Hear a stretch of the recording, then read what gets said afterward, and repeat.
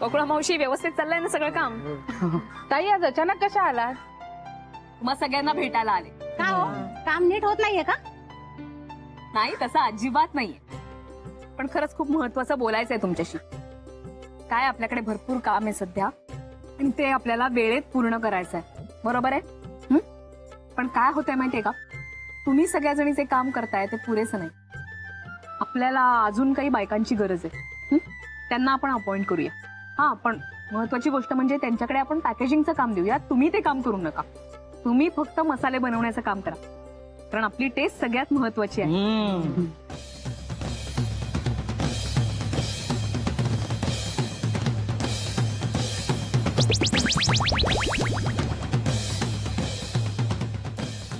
ती बाई दिसते, सगळ्या बायकाच आहेत. ती कोटवाली. हो, माझ्याकडे काय बघतो तिकडे बघ. तर तिची जाऊन छेड काढायची तुला. अरे बापरे, अरे घाबरला का? हा, तू घाबरला तर माझं कसं होईल? नाही म्हणजे तुझं काम कर, ते पैसे देईल ना मी तुला, काळजी कशाला करतो? आणि तिची जाऊन छेड करायची, घाबरू नको. ती काय मारणार नाही तुला. हा, अजिबात नाही.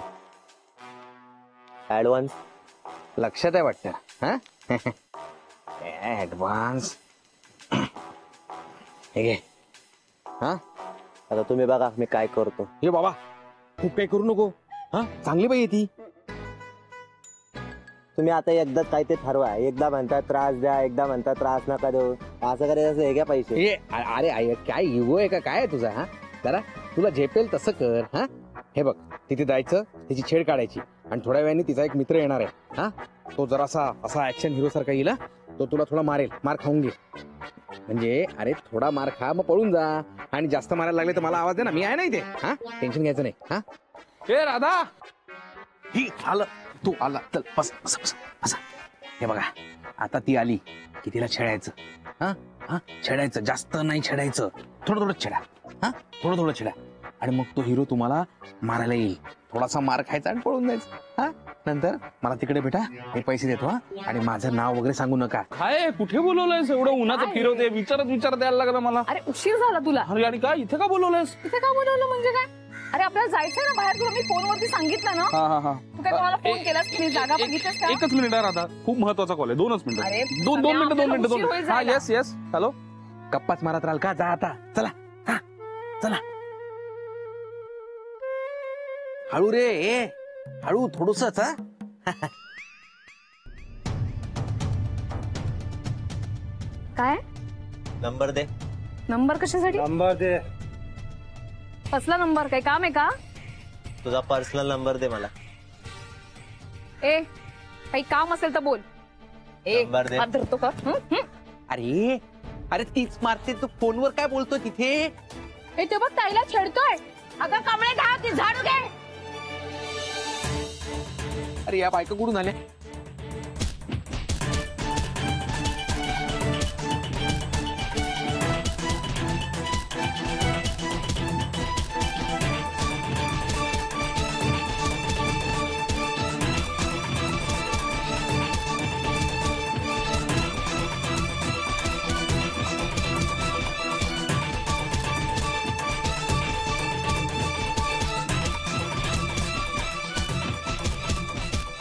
यांनी माझं नाव घेतलं तर अरे किती मार खातायत. अरे यांना कसले पैसे द्यायचे? हे अरे थांबा. अरे अरे मारा त्याला, एवढं मारा त्याला. एवढं कशाला मारताय? अरे अरे अरे मार त्याला. मला कशाला मारताय? अरे अरे बापरे.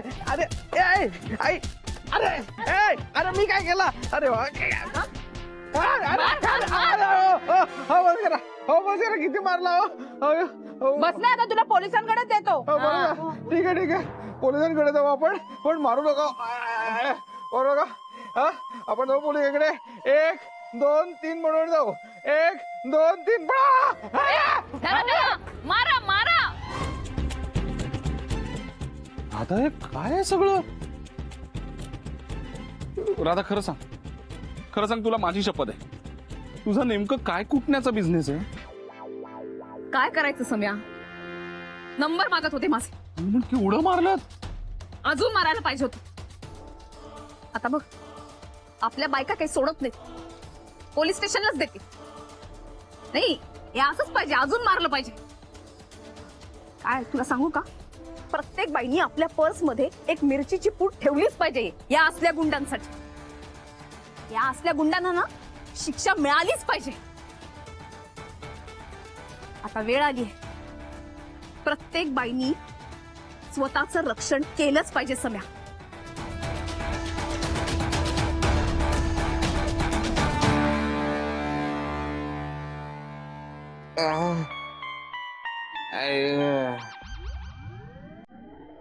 शनायाच्या चक्कर मध्ये हा कसा हुलिया बनाया सेल्फी काढून पाठवतो तिला एक.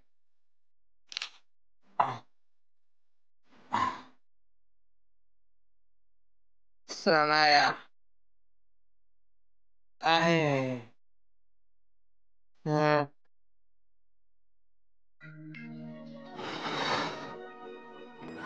अरे यार एसी आत्ताच बंद पडायला पाहिजे होता. तो काय करू म्हणताय? इकडे काय झालं असेल? आय होप केडीच्या गुंडांनी आतापर्यंत मार खाल्ला असेल यार.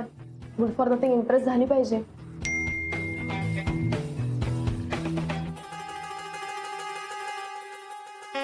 ओ गॉड, याला काय झालं?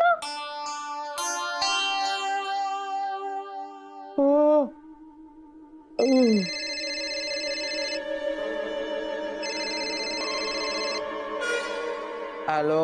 अरे केडा, काय झालं तुला? एक मिनिट, तू गुंड बनून गेला होतास का? अगं हो, पण माझं दात तुटला. अरे यार, तू ना बावट आहेस. कोणी सांगितलं तुला हे सगळं करायला? बरं ठीक आहे, काय झालं सांग मला नक्की. हा, दात तुटला. अरे देवा. अगं माझ्या दाताचे पैसे भरून द्यावे लागतील हा तुला. हा हा ठीक आहे, तुझ्या दादाचं बघू आपण. पण मारलं ना सौमित्रने तुला, आपलं काम झालंय ना. अगं कसलं काम? त्या राधिकानी आणि तिच्या त्या मसाले कुटणाऱ्या बायकांनी मिळून मला आणि त्या गुंडांना कसं कुटलं, असं कुटलं. अगं आम्ही कुठे तोंड दाखवायच्या लायकीचे नाही राहिलो आता. गॉड, तू ना खरंच बावट आहेस. तुला सांगितलं ना ती मारते म्हणून. शी यार, बोर नुसता फोन ठेव, हट. Hello hello hello. अरे काय यार, आता डॉक्टरकडे जावं लागेल पुन्हा भुर्दंड. यार आता काय करायचं? सौमित्र इम्प्रेस झाला असेल का? तो इम्प्रेस होऊन काय फायदा? ही इम्प्रेस झाली पाहिजे. सी यार, बावळट. आपल्या बायकांनी खूप धुलाई केली त्यांची. डॅशिंगच आहेत तुझ्या बायका. आणि तसंही तुझ्या हाताखाली तयार झाल्यात ना त्या. ट्रेन म्हणजे एकाचा गाल सुजलाय, एकाचा पाय सुजलाय. मला तर वाटतं राधा, तू राधिका मसाले कुटण्याबरोबर त्या बायकांना गुंडांना कुटण्याचं पण ट्रेनिंग देतेस की काय? नाही, आता आपण सगळेजण हसण्यावरी नेतोय, पण खरंच महिलांनी ना जरा जागरूक राहायला पाहिजे. हो, मी न्यूजपेपर मध्ये वाचलं, स्कूल बस मध्येही असले प्रकार घडायला लागले. हो ना, त्यामुळे ना कोणावर आणि कसा विश्वास ठेवायचा हेच कळत नाही. नाही, म्हणूनच मी अथर्वला आणि नेहाला सोडायलाही जातो आणि घ्यायलाही जातो. गुप्ते भाऊ, हा फक्त आपल्यापुरता विचार करणं झालं, पण इतर बालकांचं काय? नाही, एक वेळ आपल्याला शक्य होईल, पण सगळ्यांना असं शक्य नाही ना होणार. आपण खरं तर सगळ्यांचा विचार केला पाहिजे. मुद्दा काय? मुलांना प्रोटेक्शन मिळालं पाहिजे. नाही तसं आपल्या सोसायटीतली सगळीजण चांगले आहे, एकमेकांकडे लक्ष देतात, एकमेकांचा विचार करतात, पण सगळीकडेच तसं नसतं ना. अरे मुळात आपल्या भारतातच हा सगळा ढिसाळ कारभार आहे. परदेशात बघ काय शिस्त असते बाबा. हो का? तुला बरं माहिती परदेशातलं? उगाच भारताला नावं ठेवायची. खरंच आहे, खरंच आहे. नाही म्हणजे मी ऐकून होतो खूप की तिकडे फार लहान मुलांना आणि जपतात वगैरे, असं ऐकलंय मी फक्त. पण खरं सांगू का, नानाजी म्हणतात ना तेच बरोबर आहे. व्यक्ती तितक्या प्रकृती आणि प्रकृती तितक्या विकृती. पण ही सगळी विकृती येते कुठून हेच कळत नाही. नाही, हल्ली ना माणुसकीच कमी होत चालली. खरंय, पण हे कुठेतरी थांबायलाच हवं, बदल व्हायलाच हवा. आणि या बदलाची सुरुवात आपण स्वतःपासून करूया.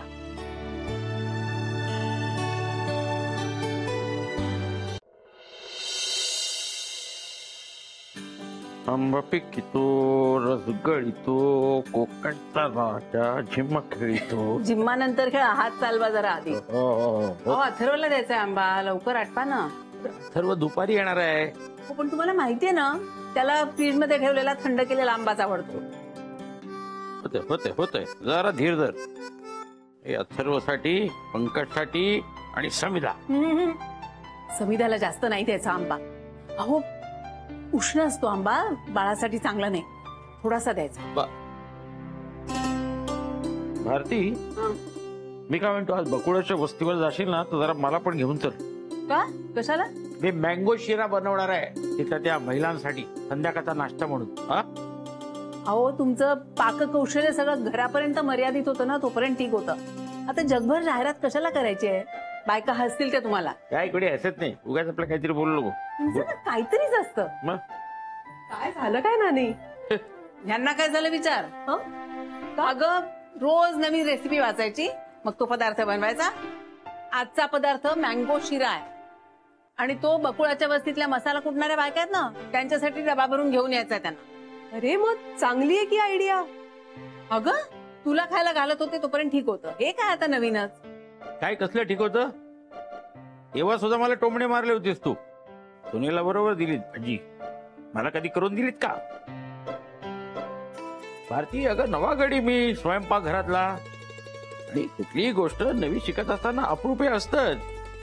आता तू नाही का आपल्या राधिकेच्या इथे जातेस सुपरवायझिंग करायला, तुला पण अप्रूप वाटते की नाही? मग तसंच हे. आणि आम्ही पुरुष कधी अडकतो का स्वयंपाक घरात? आणि कसं आता वेळ आहे, निवांतपणा आहे, तर एक्सपेरिमेंट करून बघायला काय हरकत आहे? आणि यात खरंच गंमत आहे. म्हणजे मला हळूहळू कळतंय.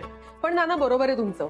आणि मी तुमच्या हातची कांदा भजी खाल्ली आहेत ना, नानींपेक्षा तुमच्याच हाताला जरा जास्तच चव आहे. हो का?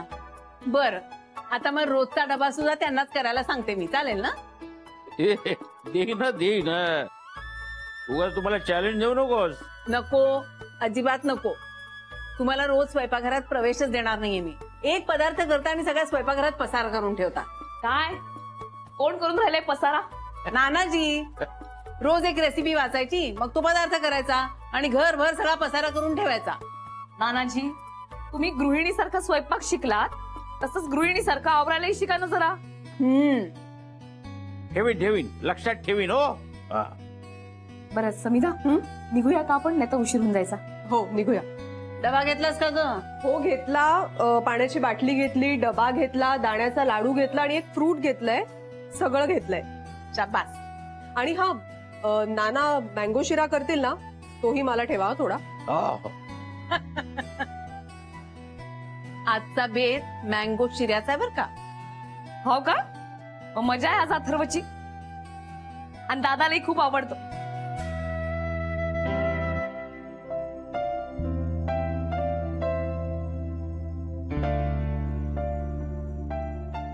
नाही, सवय झाली होती सगळ्यांनाच शिरीष इथं असण्याची. जे काही घडलंय त्यामुळे त्यानंच इथून जायचा निर्णय घेतलाय राधिके. आणि बघ, त्यामुळे तू मनाला काही लावून घेऊ नकोस. हे सगळं वहिनीमुळे झालंय. नाही, मला खात्री आहे दादाचे आणि सुजयचे खूप हाल होतील, पण मी तरी काय करू शकते? माझाही नाईलाज होता. हे बघ, जे काय झालं ना ते चांगलंच झालं. काय, शिरीषला स्वतःच्या कुटुंबाची जबाबदारी जरा स्वतः घेऊ दे. अगं तू किती दिवस त्याला पुरी पडली असतीस. त्यामुळे कसं आहे, आता तरी शिरीष धडधडून काहीतरी करेल बघ. आणि माणसावर एकदा जबाबदारी पडली की त्याला निभावल्याशिवाय गत्यंतर नाही. हो ना, तू नाही का स्वतःची आणि अथर्वची पूर्ण जबाबदारी घेतलीस? प्रत्येकाने तसंच करायला पाहिजे. स्वतःची जबाबदारी स्वतः घ्यायची, दुसऱ्यांवर भार टाकायचा नाही. हो, जो नियम शिरीषला तोच त्या शनियाला. म्हणजे हे बघ, त्या दोघांनाही तुझ्या घरातून जायला सांग. आता दादा वहिनी तुझ्याकडे राहतात, या सबबीवरच ते दोघं तुझ्याकडे राहत होते ना. आता कशाला राहायचं त्यांनी? जाऊन सांग निघा म्हणून. हो, हे लक्षात आहे माझ्या. ठीक आहे नानाजी, मी सांगते आज त्यांना. नुसतं लक्षात असून भागणार नाही राधिका. आत्ताच्या आत्ता जा आणि त्यांना सांग निघा म्हणावं घराबाहेर, आणि मग जा ऑफिसला. हा, ठीक आहे, आत्ता जाऊन सांगते.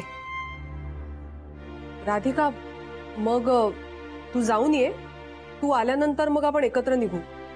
ठीक आहे, आलेच.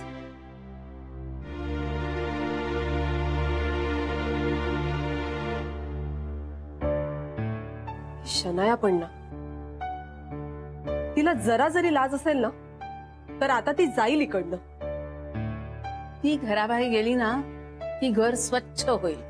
धीर धर भारती. हळूहळू राधिकेच्या आयुष्यातली सगळी जळमट दूर होतील बघ.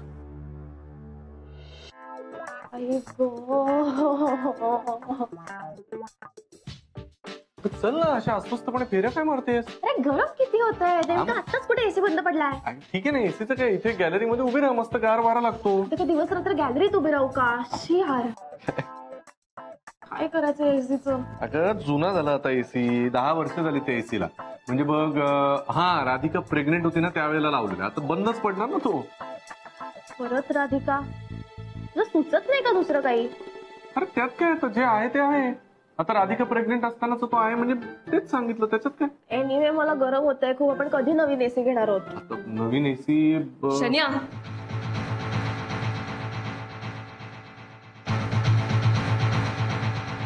एसी आणि घर आता लवकरच शोधायला लाग. ए, काय बोलतेस हे? खरं तेच तर बोलतेय. कसं आहे ना गुरुनाथ सुभेदार, काय मी गेले काही दिवसापासून वाट पाहतेय. तुम्ही दोघ जण आज जाल, उद्या जाल, नाही या संदर्भात किमान काहीतरी विचार कराल. पण हे सगळं विचार करण्याचं वगैरे सोडून तुम्ही एसी घ्यायचा विचार करत राहिले, हे तर उलटच आहे. हा, कधी जाता इथनं? एक मिनिट. मी पण या घराचा मालक आहे हे विसरतेस का तू? नाही कुठे म्हणून राहिले. मला फक्त इतकंच म्हणायचंय की जेव्हा दादा आणि वहिनी इथे घरात राहायला आले तेव्हा त्यांचं नाव पुढे करून तुम्ही घरामध्ये शिरलात. आता ते दोघं जण गेलेत, त्यामुळे तुम्ही निघू शकता. हा, आणि जसे तुम्ही या घराचे मालक आहात तशी मी पण मालकीण आहे, तो प्रश्न नाहीच आहे. माझं म्हणणं आहे शन्याचं काय. शन्या, तू तर या घराची मालकीण नाहीयेस, आणि तुझं आणि यांचं असं काही ऑफिशियल नातं पण नाहीये. तेव्हा तुझं इथनं नाही गेली तर मी सोसायटीतल्या लोकांना सांगू शकते. एक मिनिट, तू काय धमकी देतेस मला कंप्लेंट वगैरेचं सांगून? नाही नाही नाही, शन्याला समज देऊन राहील. ते फुकटच्या गप्पा आहेत नुसत्या हिच्या. ही काय करू शकणार आहे? सोसायटीत तक्रार करेन म्हणे. मनात आणलं तर मी काहीही करू शकते, पण मी तसं वागत नाही, कारण मी वसंतराव सुभेदारांची सून आहे, अथर्वची आई आहे. उगीच मी काहीतरी केलं तर सगळीकडे चर्चा होणार, सोसायटीत चर्चा होणार, अथर्वच्या शाळेत चर्चा होणार, आणि या सगळ्याचा त्रास माझ्या अथर्वला होईल. म्हणून मी असलं काही करत नाही. नाही, एखादी बाई कुठली गोष्ट सहन करतेय असं जर तुम्हाला वाटत असेल ना, तर त्या पाठीमागे तिची काहीतरी कारणं असतात. तिला आत्मसन्मान असतो, घराण्याची आबरू असते, ती स्वतःबरोबर इतरांचाही विचार करते, म्हणून तिच्याकडे संयम असतो, ती संयमी असते. तिला तुम्ही अशी दुर्बल समजू नका. वा वा वा राधिका सुभेदार, ते भाषण छान देता हो तुम्ही. एक काम करा ना, या पुढच्या इलेक्शनला उभ्या राहा, म्हणजे भरपूर मतं मिळतील, मग ही सगळी भाषणबाजी तिकडे करा. ओके? नाही, त्याची काही गरज नाही. मला माझं घर सांभाळायचंय, संसाराची तर काही अपेक्षा नाहीच आहे. त्यामुळे तुम्ही घरात असला काय नसला काय मला काही फरक पडत नाही. हे बघ, मी या घराचा मालक आहे आणि मी हे घर सोडून जाणार नाही.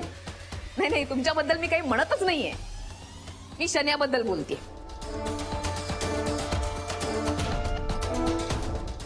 नाही, इतक्या सहजासहजी मी तुला हे घर बळकावू देणार नाही. आणि राहिला प्रश्न शनायाचा, अच्छा तू एक काम कर, तू काही दिवस ईशाकडे जाऊन राहा, आपण मग बघू काय करायचं. विलास का? मी नाही जाणार आहे कुठे. ऐक माझं, मी नाही जाणार आहे कुठे. तू ऐक बच्चा, तू जा समजावून सांगा जरा तिला.